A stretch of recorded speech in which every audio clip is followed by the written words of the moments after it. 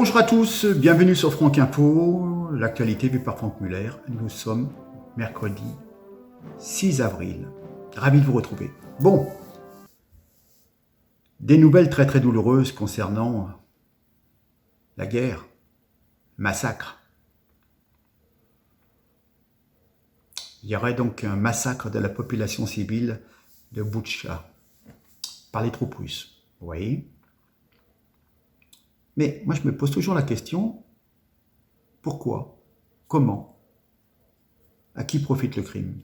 Pourquoi les Russes auraient-ils perdu leur temps et leurs munitions à flinguer de simples civils, alors qu'ils ont certainement mieux à faire contre l'armée ukrainienne et contre les milices nazies? Rappelez-vous tout ce qu'on nous a raconté sur les destructions des hôpitaux lors du siège d'Alep par les troupes de Bachar Assad, la fausse attaque au gaz à Douma, toujours avec Bachar, et puis ce qu'on nous a raconté sur le bombardement de la maternité de Mariupol, où il y avait en fin de compte des régiments militaires de Azov qui s'étaient réfugiés dans la maternité, et il n'y avait pas de bébés.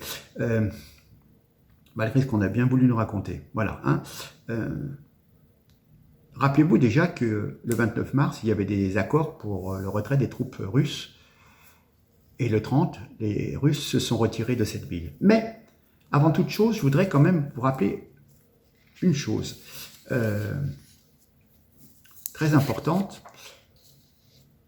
Il y a ce qu'on appelle une propagande de guerre. La guerre se gagne aussi par les médias. Dans un premier temps, il faut cacher les intérêts économiques. Qu'il peut y avoir une action de guerre. Par exemple, pour récupérer du pétrole en Syrie ou en Irak. Vous voyez ce que je veux dire? Bon. On occulte l'histoire, le pourquoi du comment et comment ça a commencé. On vous oublie de vous dire que depuis 2014, le Donbass était bombardé. Ah, ça, on n'en parle pas. Il y avait des milliers de morts, mais ça n'intéressait pas. Les morts n'ont pas la même valeur, vous comprenez? Du côté russe que du côté ukrainien. Donc, maintenant, on est à cette troisième étape qui est de diaboliser par l'image. Ensuite, il faut inverser agresseur et agressé. On y est. Ensuite, monopoliser l'info et étouffer les autres voix.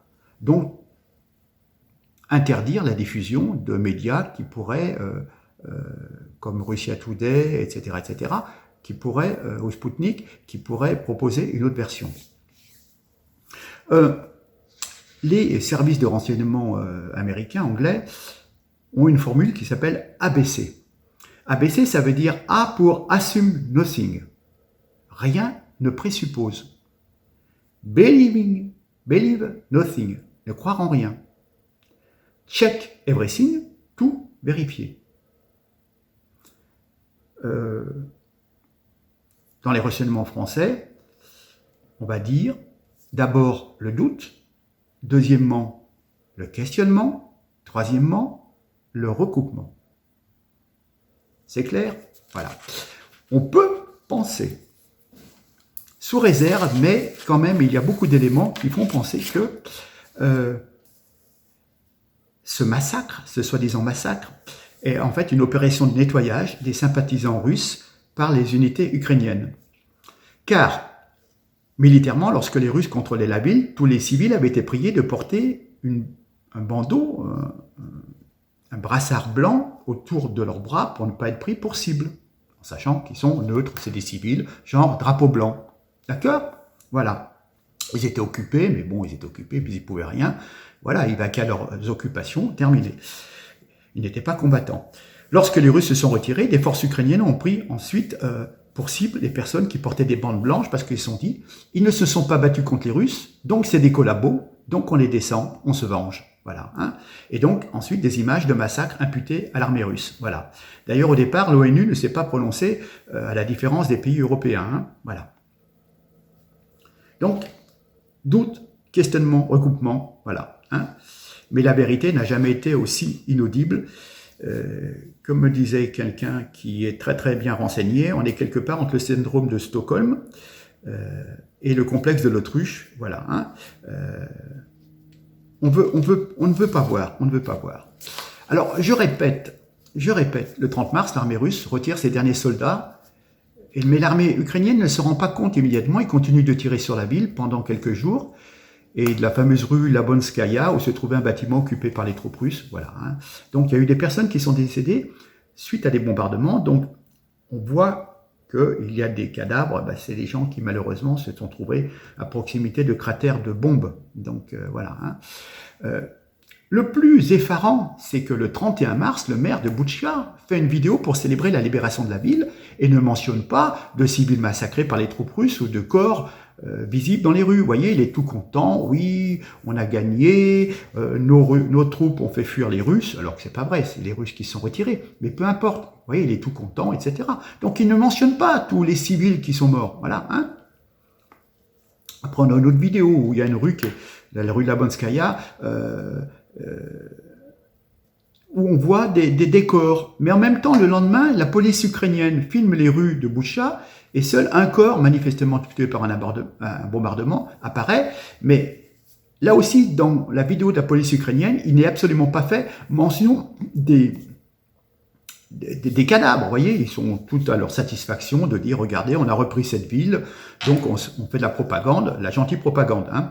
Alors, certainement, il y avait certainement une vingtaine de corps, mais l'hypothèse, c'est que la police ukrainienne n'a pas voulu montrer les corps, car évidemment, ces gens, c'était des personnes décédées à cause des bombardements ukrainiens, et donc elle n'a pas voulu mettre en avant ce crime de l'armée ukrainienne envers sa propre population, et donc ils n'ont pas eu l'idée d'exploiter ces morts, et ils ont fait une vidéo en montrant et en évitant de montrer les quelques morts qu'il y avait dans la rue à côté des cratères des bombes. C'est tout. Et puis, le même 2 avril, il y a les combattants ukrainiens de M. Bosman, un milicien très hard. Ils arrivent pour débusquer d'éventuels saboteurs ou complices des troupes russes. Et là aussi, dans des vidéos qui sont publiées sur des lignes privées Telegram, entre eux, hein, c'est là que j'avais tiré des images des prisonniers russes. Mais justement, ces prisonniers russes, rappelez-vous, il y a une semaine que je vous ai présenté, avaient tous... certains c'était des militaires et d'autres avaient des brassards blancs, c'est-à-dire qu'ils étaient neutres, et les Ukrainiens, voyant qu'ils étaient neutres, pour un Ukrainien, il faut être contre les Russes, prendre les armes. Et si vous êtes neutre, vous voulez pas vous mêler, vous êtes partagé, vous avez des doutes et tout, c'est-à-dire que vous êtes contre l'Ukraine et donc on vous maltraite. Rappelez-vous les images que vous avez passées, effectivement, il y avait des gens qui avaient des brassards blancs. Et voilà. Donc les troupes de Bosman reçoivent l'autorisation de tirer sur les hommes ne portant pas un brassard bleu. On a des vidéos où les troupes disent « Est-ce qu'on peut tirer ceux qui n'ont pas de brassard blanc, on peut leur tirer dessus, qui n'ont pas de brassard bleu ?» Oui, parce que vous apercevez que tous les soldats ukrainiens ont un brassard bleu. C'est justement pour éviter les confusions. Donc, ils ont dézingué des gens. Voilà. Et donc, c'est à ce moment-là qu'apparaissent les photos de civils torturés et tués avec les mains attachées dans le dos, comme vous avez pu voir les soldats russes, les mains attachées dans le dos dans les vidéos de la semaine dernière. Voilà. Et donc, c'est trop facile. On les attache, on les tue, et puis on va dire que c'est les Russes. Voilà. Hein. Pensez bien que quand vous éliminez des gens, pourquoi les Russes auraient attaché les mains, tiraient une rafale et puis c'est tout. Enfin bref. Eux, ils sont amusés à les torturer, etc., etc. Bon. De même, les civils il y avait eu des civils qui avaient été enterrés suite à des bombardements il y a 15 jours, une fosse commune, il y avait à peu près 60 personnes. On a ressorti les cadavres en disant « Regardez, c'est les méchants Russes qui ont tué ». Non, il y avait une vidéo qui avait été tournée à la mi-mars, des gens avaient souffert du bombardement, ils étaient décédés, et donc ils avaient été enterrés décemment dans une fosse commune, dans des sacs plastiques. Hein. Bon, voilà. Donc des civils sont morts à Bouchka, mais la plupart ont été par des bombardements de la ville, et on peut penser que les autres, qu'on voit ligotés avec le brassard blanc, ce sont des gens qui ont été pris le dernier jour par les Ukrainiens, qui ont été maltraités et tués, torturés, tués. D'accord? Pourquoi? Parce que quand on voit qu'on déplace certains cadavres n'ont pas la rigidité cadavérique. C'est-à-dire qu'on voit que ce sont des gens qui ont été décédés, puis il y a une histoire aussi d'écoulement de sang, voilà, le sang n'est pas frais, ou il est frais, et il ne devrait pas, il devrait pas saigner, parce que ça fait 3-4 jours, tout devrait être asséché. Donc, ça prouve bien que c'est des gens pour les personnes qu'on voit attachées, tuées, mitraillées, souvent avec des balles dans les jambes. Rappelez-vous que je vous ai montré des vidéos où les Ukrainiens tiraient dans les jambes des prisonniers russes. Et là, on retrouve un peu la même chose. Donc, on peut penser que ce sont des gens qui ont été fraîchement tués la veille, si vous voulez, hein, et pas par les Russes, parce que sinon, les cadavres seraient complètement raides, parce que ça daterait de 4-5 jours. Voilà l'idée. Après, voilà. Et puis les chiffres sont complètement bidons. Un vous annonce 20 morts, l'autre 29 morts, l'autre 400 morts. C'est complètement fou. Voilà ce qu'il faut en retirer. Alors maintenant, je vais rebondir dans le passé, mais vous allez comprendre comme ça colle et tout ce qu'on a pu vous raconter, moi je m'en souviens, et effectivement, moi j'ai cru comme les autres au départ, hein, il y avait un régime communiste, c'était Timisoara, et c'est ressorti maintenant, certains font allusion, je vais vous rafraîchir la mémoire, et vous allez voir, pour les bobards qu'on a racontés, on est monté à 4000 morts, alors qu'il y avait même pas 20 personnes décédées, et c'était des personnes, ça n'avait rien à voir, vous allez comprendre. Donc sous le régime communiste de Ceausescu, en Roumanie, la ville de Timisoara, 350 000 habitants, était la plaque tournante des passeurs qui, contre rémunération, aidaient les candidats roumains qui voulaient quitter le pays à échapper à la dictature à travers la frontière yougoslave. Alors évidemment, il y avait la police politique, la fameuse Securitat, les gardes frontières. Bon, c'était très chaud, hein. Il y avait une espèce de terreur, de paranoïa, voilà. Hein. Et puis tout était fait pour que les gens aient peur pour ne pas quitter la Roumanie. Le rideau de fer avait commencé à s'ouvrir depuis 89. Le mur de Berlin était tombé, voilà. Et puis, comme par hasard, le mur de Berlin est tombé le 9 novembre et la révolution roumaine commence à Timisoara le 16 décembre 89. Écoutez bien, suivez-moi, vous allez voir. Entre le 17 et le 25 décembre, les combats violents éclatent à Timisoara. Il y a 70 personnes sont tuées, 300 autres blessés, dont 253 par balle. Voilà. En une seule journée, il y avait eu 65 morts et 268 blessés le 17 décembre. Bref. Allez savoir pourquoi. Une action... la nuit du 18 au 19 décembre, 43 cadavres sont évacués de l'hôpital départemental de Timisoara et incinérés secrètement dans la banlieue de Bucarest. Parce que ils ont voulu faire passer les disparus pour des traites à la patrie socialiste qui auraient passé la frontière yougoslave. Comme ça, pas de cadavres, on peut dire que les gens sont partis. Voilà. Donc, ces disparitions conduisent les familles et les proches des victimes à rechercher partout dans la ville les corps disparus en disant « c'est bizarre ». Et puis ça devient une parano, vous voyez, bon, une ambiance, il y a un chaos, il y a des événements, etc. Il y a des rumeurs, et puis on commence à fouiller les jardins publics, les canaux, les terrains vagues, les cimetières. Et puis on exhume les corps du fameux charnier de la morgue de la rue Lipova. Bon, Strada Lipovei en roumain. Les corps déterrés sont présentés aux journalistes occidentaux autorisés à entrer dans le pays, comme ceux des victimes de la répression des jours précédents, avec une estimation des victimes à plusieurs milliers. Alors les réactions occidentales provoquent une polémique en accolant les photographies des corps exhumés à la morgue de Timisoara à des informations fantaisistes de certains médias roumains d'opposition, relayés par une agence de presse yougoslave. Et c'est un cas d'école pour la formation des journalistes pour mettre en garde contre la chasse au scoop des médias d'information. Les chiffres pris par les médias occidentaux et français, sans concertation avec les reporters présents, mélangent des sources de Bucarest, de Timisoara, mais n'importe quoi. TF1, écoutez bien. TF1, on est compte en 89, hein, vous étiez devant le téléviseur. Ceausescu, atteint de leucémie, aurait eu besoin de changer son sang tous les mois. Des jeunes gens vidés de leur sang auraient été découverts dans la forêt des Carpates. Ceausescu aurait-il été un vampire? Voilà. Et on a trouvé des charniers, c'est plus un, c'est des tas, et c'est pas les derniers. L'événement du jeudi du 28 décembre 89, titre « Dracula était communiste ». Le journaliste Gérard Carrérou lance un appel à la formation de brigade internationale prête à mourir pour Bucarest.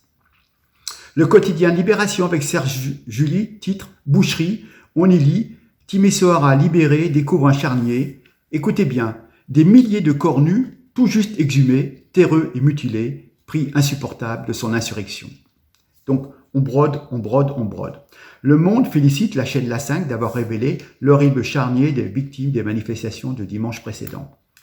Mêmes allégations et graves approximations sont reprises aussi ailleurs. Le journal espagnol El País avance qu'à Timisoara, l'armée a découvert des chambres de torture où systématiquement on défigurait à l'acide les visages des dissidents et des leaders ouvriers pour éviter que leurs cadavres ne soient identifiés.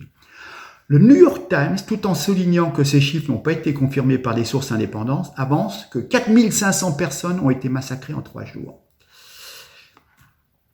Dès le 29 décembre, les journalistes de l'AFP, l'agence française, estiment que le bilan de 70 000 morts dans toute la Roumanie est probablement très surévalué et l'imposture du charnier ne sera établie que fin janvier.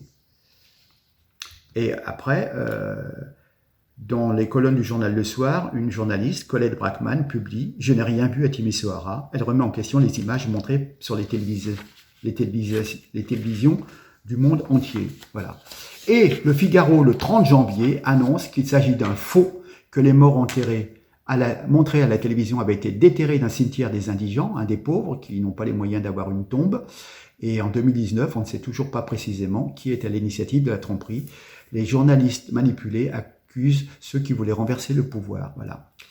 Et donc, ce massacre supposé de Timisoara fait parler de lui suite à l'invasion de l'Ukraine avec cette affaire du massacre de Boutchka. Voilà. Car le Kremlin affirme par l'intermédiaire des sites comme plusieurs sites, Soudfront, etc., que c'est une mise en scène pour inciter les Occidentaux à déclarer la guerre à la Russie et donc faire avancer, si vous voulez, ce qu'on peut appeler le nouvel ordre mondial, c'est-à-dire l'ordre économique régi par les États-Unis. Voilà.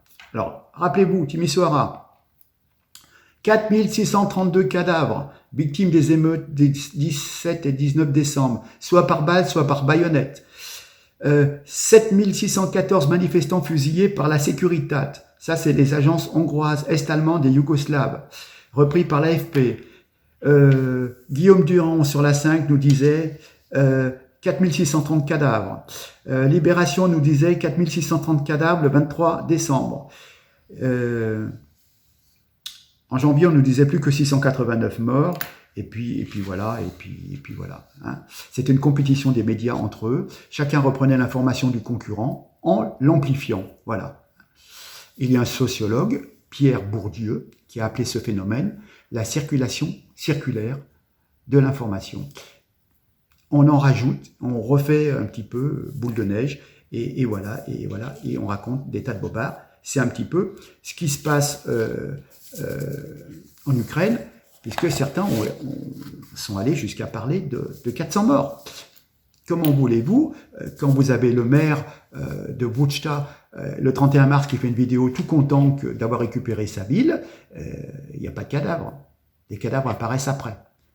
Donc, comprenez, sans être complotiste, on peut quand même se poser des questions.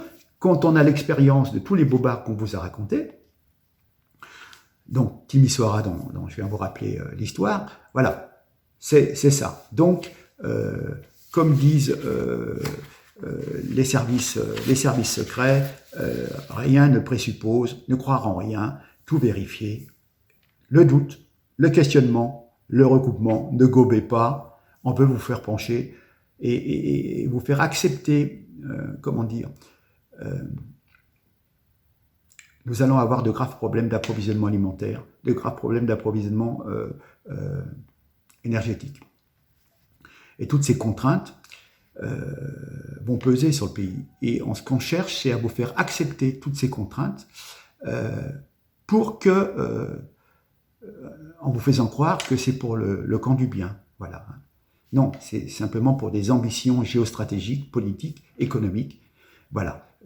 Pour l'ambition de certains, pour les ambitions financières d'autres, on mène des guerres. Voilà. Hein. Et c'est vous qui allez payer les pots cassés. Et donc, pour éviter que vous vous rebelliez, on cherche à vous triturer le cerveau pour vous faire comprendre que, oui, mais de toute façon, il fallait bien faire la guerre à la Russie, parce que vous voyez, regardez, c'était d'odieux personnages qui ont tiré sur des civils à Boutchka. Voilà ce que moi j'en pense. Et je suis persuadé, allez, à 95%, que je suis pas loin de la vérité. C'est après, en fonction des chronologies, vous savez, maintenant, on a des vidéos, les gens diffusent. Vous voyez, ce maire, il s'est filmé le 31 mars en disant « tout est beau, tout est bien, on a repris la ville ». Il ne pouvait pas savoir que son gouvernement ou des troupes ultra, des milices ultra, allaient tirer sur des civils, des collabos entre guillemets, des pacifistes, et qu'ils allaient en descendre quelques-uns, et du coup ils se sont dit, bah, tiens, on va faire porter le chapeau aux Russes, voilà. Hein. Je sais pas moi, c'est comme si vous tuez une ou deux personnes en plein centre de Paris. Ok, vous prenez les corps, vous les mettez dans votre valise, dans votre malle de voiture, dans votre coffre, et puis vous allez les déposer dans une ville, dans le 93, dans le 9-3. Et puis on dira, oh là là, mon Dieu, vous avez vu, il y a encore 2 morts dans le 9-3, il y a eu un règlement de compte entre dealers, entre trafiquants, entre racailles. Ok. Puis en fin de compte, ce sont des corps que vous avez, voilà, l'action s'est faite ailleurs, vous les mettez dans un certain endroit et vous faites porter le chapeau à ceux qui sont qui habitent dans cette localité. C'est classique, c'est classique. Faire porter le chapeau à quelqu'un d'autre. Vous voyez ce que je veux dire? Vous tuez quelqu'un, vous avez le revolver, vous allez le mettre chez une personne, chez un proche de la victime pour qu'elle soit accusée. C'est dans tous les romans policiers, dans tous les feuilletons. Ben là, c'est pareil, mais à grande échelle. Voilà, alors je comprends que certains vont pas me croire, vont me dire non mais il est fou, il est complotiste, etc. Mais le doute, le questionnement, le recoupement, ben écoutez, quand on recoupe les différentes vidéos, on voit qu'il y a un défilement chronologique et qu'après on vient vous rajouter des cadavres qui n'y étaient pas avant. Après, moi je respecte toute personne, mais voilà mon interprétation. Comme de toute façon, on nous raconte toujours des bêtises à la télé, permettez-moi de douter fortement de ce qu'on veut bien nous raconter. Voilà, sur ce, je vous laisse. J'espère que ça vous a rafraîchi un peu la mémoire pour ceux qui ont atteint mon âge, qui savent ce que c'est que Timisoara, et que ça aura appris quelque chose aux plus jeunes, mais malheureusement, dans mon potentiel de lecteur, de téléspectateur, il y a plus de gens qui se rapprochent de mon âge que des tout jeunes, malheureusement. Bref, allez, sur ce, je vous laisse. Je vous demande de partager, bien entendu, partager la vérité, la contre-information, et puis à très bientôt. Merci, au revoir.